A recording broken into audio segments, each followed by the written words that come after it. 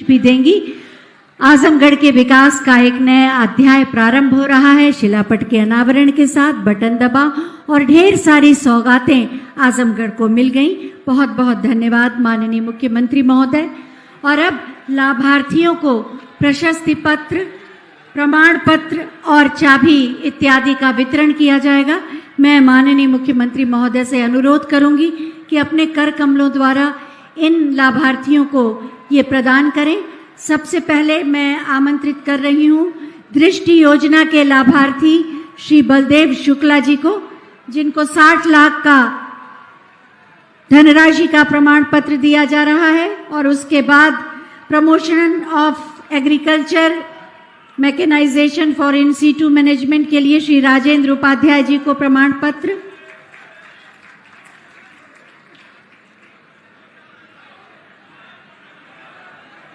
आयुष्मान भारत के golden card Shrimati Sushila Devi, Shrimati शिखा कुमारी और श्री विनोद जी को। मुख्यमंत्री कन्या सुमंगला योजना के लिए कुमारी सिंधु यादव स्वीकृति पत्र। उद्योग विभाग के चेक वितरित किए जाएंगे। प्रधानमंत्री रोजगार सृजन कार्यक्रम और मुख्यमंत्री युवा स्वरोजगार योजना के लिए श्री किकेश कुमार चौरसिया, श्री रंजन प्रसाद यादव जी। एक जनपद एक उत्पाद के लिए चेक दिया जा रहा है मोहम्मद अकमल जी को।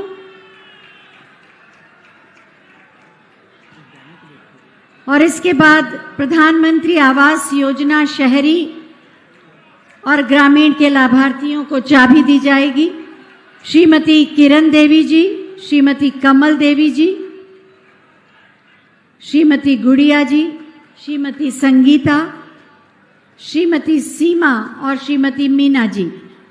घर की चाबी, एक सपना होता है महिला का कि उसे घर मिले, और प्रधानमंत्री आवास योजना शहरी और ग्रामीण के माध्यम से इन महिलाओं का यह सपना साकार हो रहा है।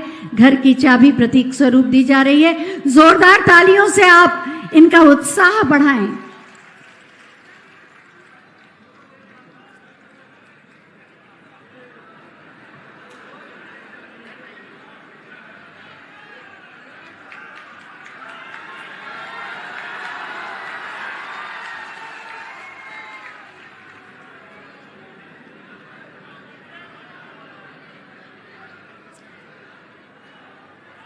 सभी महिलाएं श्रीमती किरण देवी, श्रीमती कमल देवी, श्रीमती गुड़िया, श्रीमती संगीता, श्रीमती सीमा और श्रीमती मीना को घर की चाबी। और उसके बाद हम आमंत्रित करेंगे राष्ट्रीय ग्रामीण आजीविका मिशन के लाभार्थियों को, जिन्हें 1-1 लाख रुपए का चेक दिया जाएगा। ये स्वयं सहायता समूह के प्रतिनिधि हैं। श्रीमती सुमन देवी, श्रीमती किरण देवी और श्रीमती संगीता, ये स्वयं सहायता समूह की प्रतिनिधि हैं। इनको चेक दिया जा रहा है 1-1 लाख रुपए का।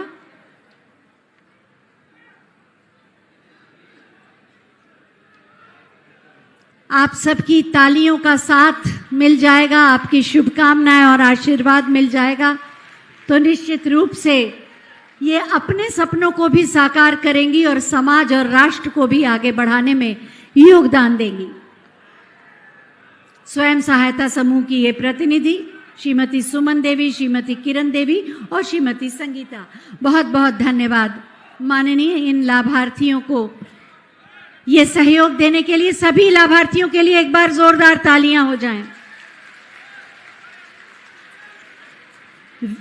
नए भारत के नए उत्तर प्रदेश में विकास अब एक शब्द नहीं, बल्कि उत्तर प्रदेश की 24 करोड़ जनता के सपनों के साकार होने की गति का नाम है। सुशासन अब एक कोरी कल्पना नहीं, बल्कि उत्तर प्रदेश की पहचान है। ये संभव हुआ है माननीय मुख्यमंत्री महोदय की ईमानदार सोच और दमदार कामों से। मैं बहुत ही आदर के साथ माननीय मुख्यमंत्री महोदय से अनुरोध करूंगी कि अपने आशीर्वचनों से हमें अनुग्रहित करें, आपकी जोरदार तालियों के साथ। भारत माता की, भारत माता की, भारत माता की। वंदे वंदे वंदे।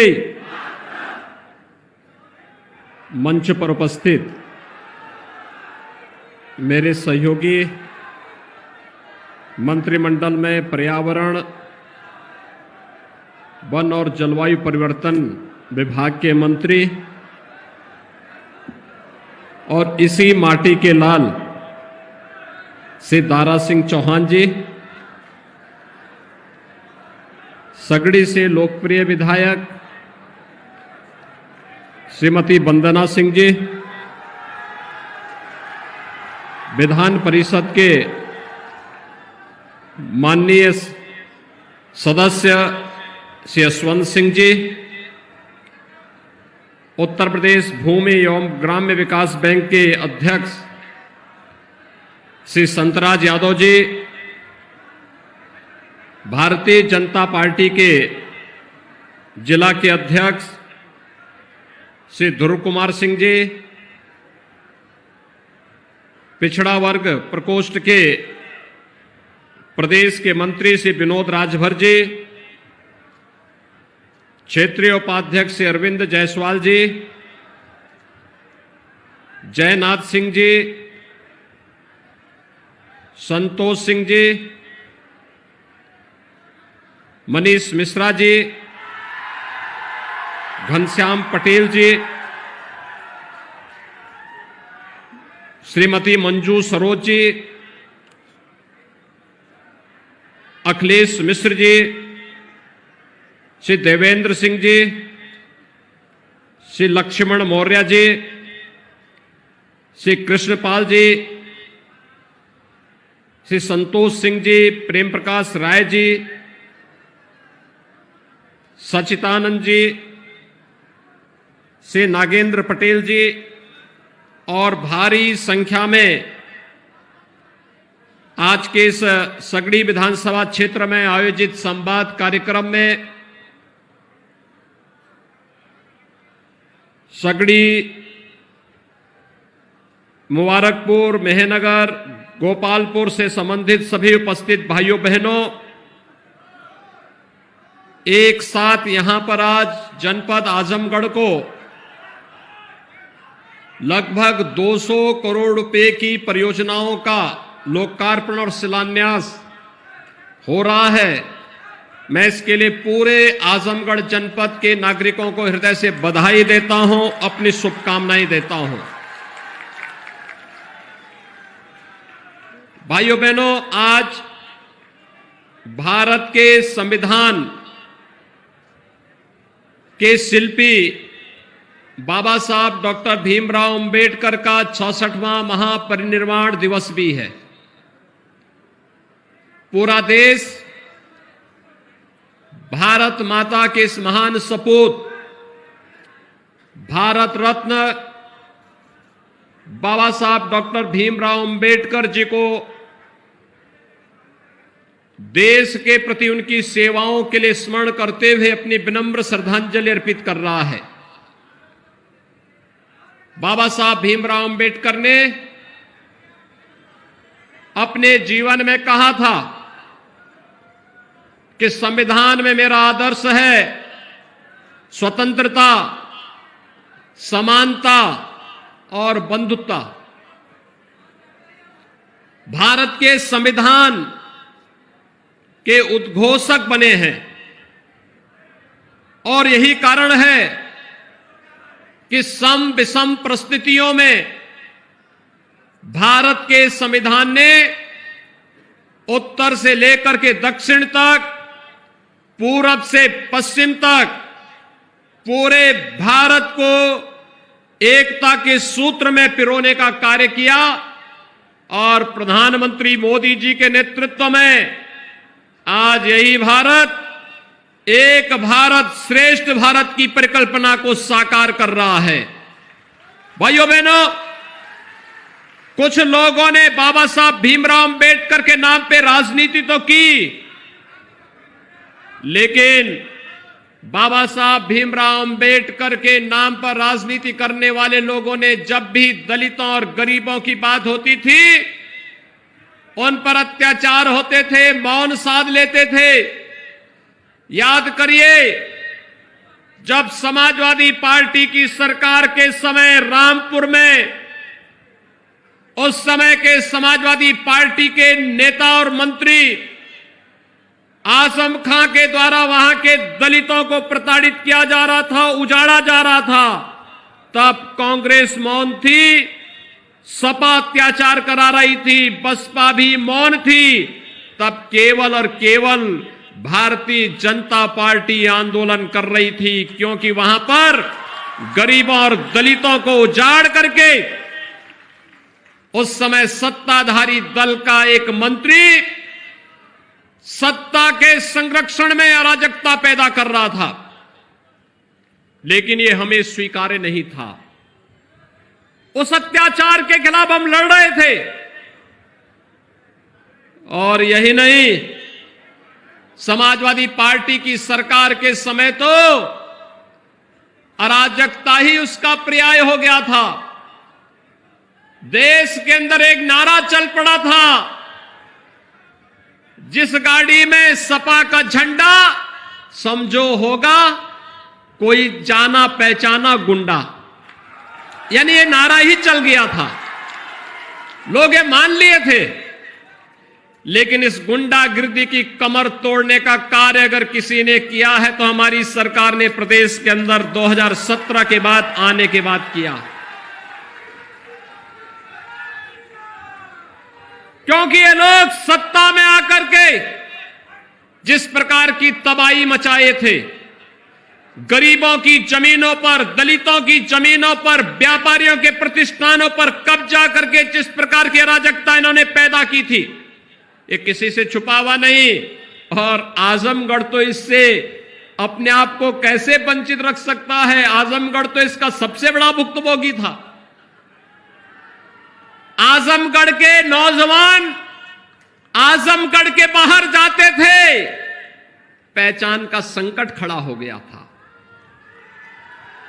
कोई धर्मशाला में कमरा नहीं देता था, होटल में आजमगढ़ का नाम लेते ही लोग कह देते भैया यहां कमरा नहीं, रूम खाली नहीं।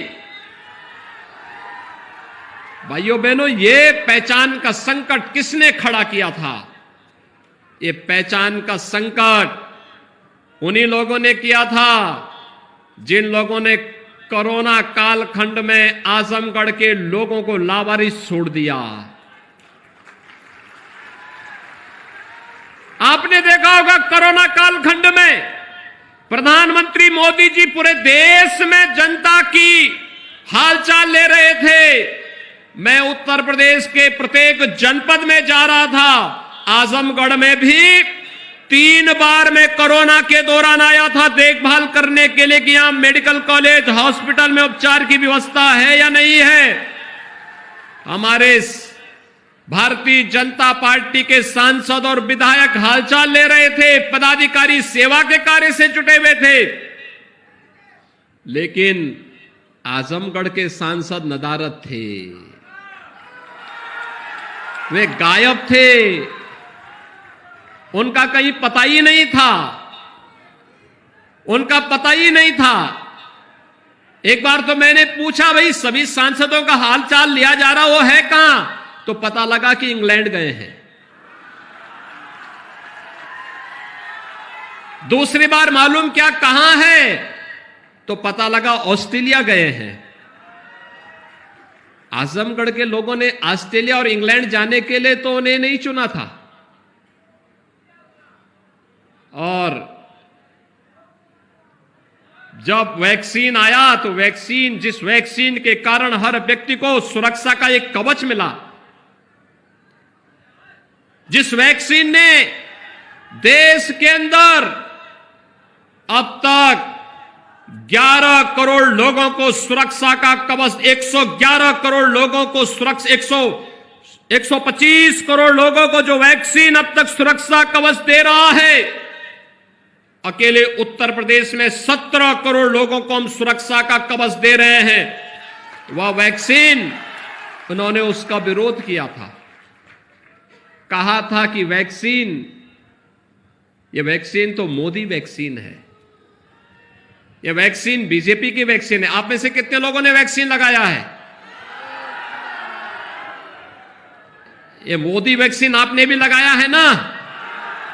ये भाजपा का वैक्सीन भी आपने लगाया है ना? तो उनसे भी पूछो कि अब्बा जान भी लगा चुके हैं, अब तो लगा ही लो।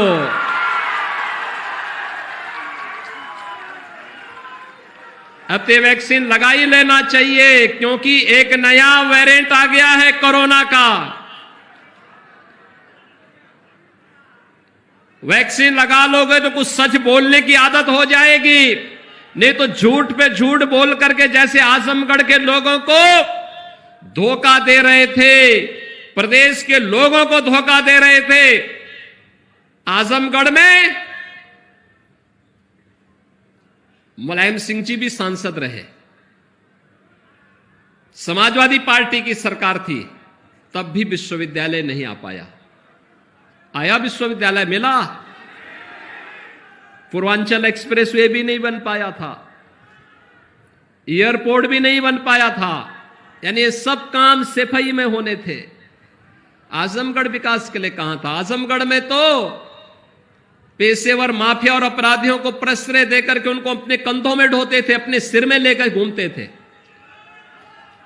उस पाप के घड़े को लेकर घूमते थे। अपराधी, पेशेवर अपराधी और माफियाओं को अपने सिर में लेकर के ढूंढते थे, घूमते थे। और पहचान का संकट आजमगढ़ के नौजवानों के सामने, आजमगढ़ के सामान्य नागरिकों के सामने आता था। भाइयों बहनों, याद करिए, इसी आजमगढ़ को पूर्वांचल एक्सप्रेसवे भी हमने दी और गोरखपुर लिंक एक्सप्रेसवे भी आजमगढ़ होते हुए गोरखपुर की तरफ जा रहा है। ये 4 लेन की कनेक्टिविटी दोहरी घाट से होते हुए, जौनपुर होते हुए प्रयागराज के लिए भी 4 लेन और वाराणसी के लिए भी 4 लेन की कनेक्टिविटी भारतीय जनता पार्टी की सरकार ने दिया है। आजमगढ़ में महान हिंदू सम्राट 11वीं सदी में जिन्होंने एक विदेशी आक्रांता को पूरी तरह रौंदने का कार्य किया था, सालार मसूद गाजी को महाराज सुहेल देव के नाम पर एक राज्य विश्वविद्यालय बनाने का कार्य भी हमारी सरकार कर रही है। इसी नए सत्र में वहां पर हम लोग क्लासेस प्रारंभ करेंगे। और आजमगढ़ को देश के अंदर अलग अलग जगहों से वायु सेवा से जोड़ने के लिए भी एयरपोर्ट के निर्माण के कार्य को भी हमारी सरकार ने तैयार कर लिया है। बहुत शीघ्र आजमगढ़ का एयरपोर्ट जब प्रारंभ होगा तो आजमगढ़ के जो लोग मुंबई में कार्य करते हैं, आजमगढ़ के जो लोग कोलकाता में कार्य करते हैं, दिल्ली में रहते हैं, 1 घंटे में मुंबई से आजमगढ़ आ जाएंगे, 1 घंटे में आजमगढ़ से मुंबई चले जाएंगे, दूरी कम हो जाएगी और हवाई चप्पल पहनने वाला भी हवाई जहाज की यात्रा कर पाएगा। ये सपना भी साकार किया है तो भारतीय जनता पार्टी की सरकारों ने किया है, सपा तो नहीं कर पाई। भाइयों बहनों, समाजवादी पार्टी तो नहीं की इसमें से कोई भी काम, क्योंकि कार्य के लिए फुर्सत ही नहीं था। उनके लिए लगता था कि अपने कुनबे का, अपने परिवार का विकास कर लेंगे तो यही प्रदेश है, और हमारे लिए जब प्रदेश का विकास कर लेंगे तो वही हमारे लिए परिवार है। यही अंतर है। याद करिए भाइयों बहनों, ये लोग मौन रहते थे तब जब इस आजमगढ़ में, याद करिए, समाजवादी पार्टी की सरकार थी और सिबली नेशनल कॉलेज में अजीत राय की हत्या हुई थी। 2 महीने तक एफआईआर तक लॉन्च नहीं हो पाई थी, और तब मैं गोरखपुर का सांसद था। तब सांसद के रूप में मैं यहां आया था एफआईआर दर्ज करवाने के लिए।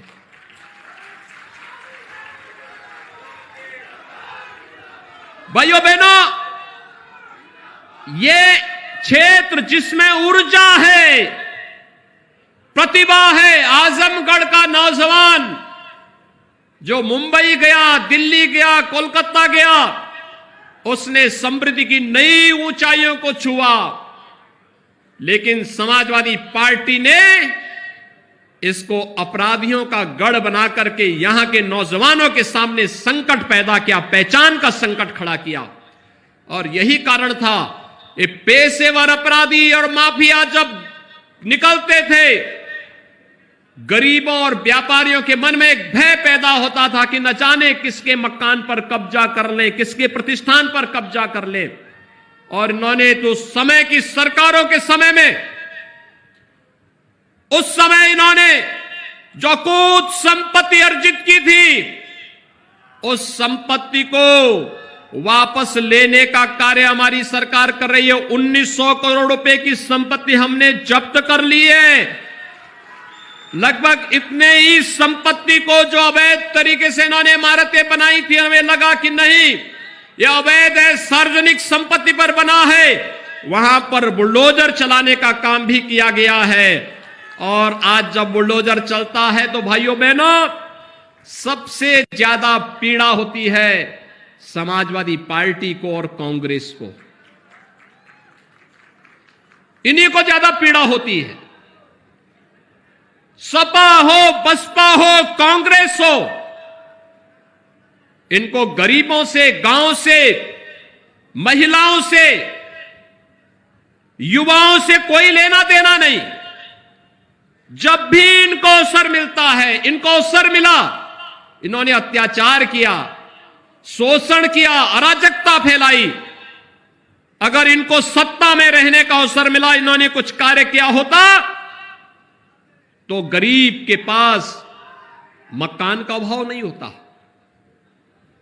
आपने देखा होगा जब प्रधानमंत्री के रूप में मोदी जी आए, कांग्रेस क्या कर रही थी 55 वर्षों तक। सपा बसपा बिना मांगे ही 10 वर्षों तक कांग्रेस नेतृत्व की यूपीए सरकार को समर्थन दे रही थी। क्यों नहीं तब गरीबों के मकान बन गए? तब क्यों नहीं गरीबों के घर में विद्युत का कनेक्शन मिल गया? गांव गांव में बिजली क्यों नहीं आ पाई? हर गरीब को शौचालय क्यों नहीं मिल पाया? हर गरीब को रसोई गैस का कनेक्शन क्यों नहीं मिल पाया? और कोरोना के दौरान भाइयों बहनों, हर गरीब को फ्री में राशन क्यों नहीं मिल पाया? सरकार तो 2020 में भी 8 महीने तक और 2021 में मई से लेकर के और भाइयों बहनों होली तक, यानी 2021 के 22 के होली तक फ्री में राशन सबको मिलेगा। एक नहीं, 2 बार मिलेगा। हर महीने 2 बार राशन। 15 करोड़ लोग उत्तर प्रदेश के अंदर लाभान्वित होंगे। और हमने तय किया है दिसंबर में भी, जनवरी में भी, फरवरी में भी, मार्च में भी अंत्योदय कार्ड धारक को 35 किलो खाद्यान्न, 1 किलो दाल, 1 किलो खाद्य तेल, 1 किलो चीनी और 1 किलो नमक प्रदेश सरकार उपलब्ध कराएगी। और हर कार्ड धारक को प्रति यूनिट 5 किलो खाद्यान्न भारत सरकार भी उपलब्ध करवाएगी।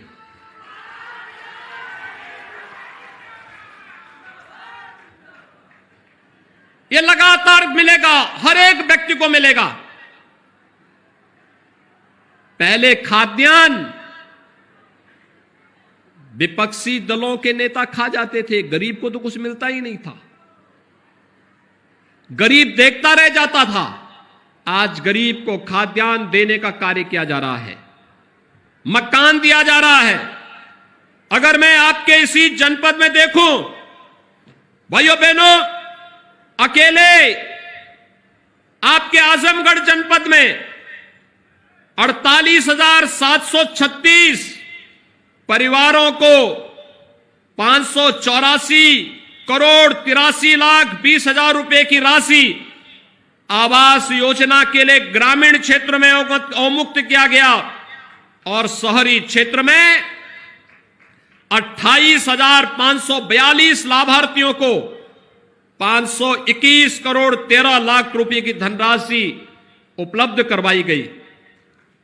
आपके आजमगढ़ जनपद में 1813 सामुदायिक शौचालय, और यही नहीं 13 यहां पर 1,02,415 लाभार्थियों को विद्युत के निःशुल्क कनेक्शन देने का कार्य आजमगढ़ जनपद में हुआ है।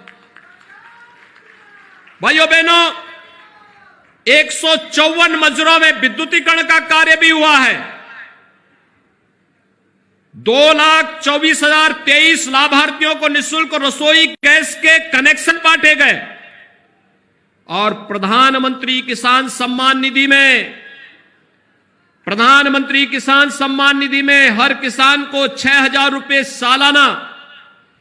अब तक इस जनपद में 7,41,984 किसानों को इस योजना से जोड़ा गया है। यानी 7,41,000 से अधिक किसान हर साल 6,000 रुपए सालाना प्राप्त कर रहे हैं। कन्या सुमंगला योजना में लगभग 18,000 बालिकाओं को जन्म से लेकर के स्नातक तक की पढ़ाई के लिए 15,000 रुपए देने की व्यवस्था की गई है। और ऑपरेशन कायाकल्प, सपा बसपा कांग्रेस को पढ़ाई लिखाई से कोई मतलब नहीं था, तो उनके समय में स्कूल भी उजाड़ लगता था। आज स्कूल आप देखिए, लगभग 2,170 विद्यालयों में यहां पर उनका सुंदरीकरण का कार्य हुआ है। इसके साथ ही यहां पर अगर हम देखेंगे तो भाइयों बहनों, आजमगढ़ में हम लोगों ने जो तमाम अन्य कार्य कराए हैं, यहां पर 7,93,824 परिवारों को निःशुल्क खाद्यान्न उपलब्ध करवाने का कार्य हो रहा है। और यही नहीं, जनपद में एक जनपद एक उत्पाद, वन डिस्ट्रिक्ट वन प्रोडक्ट के अंतर्गत 98 लाभार्थियों को 7 करोड़ 12 लाख का ऋण भी यहां पर उपलब्ध करवाया गया है।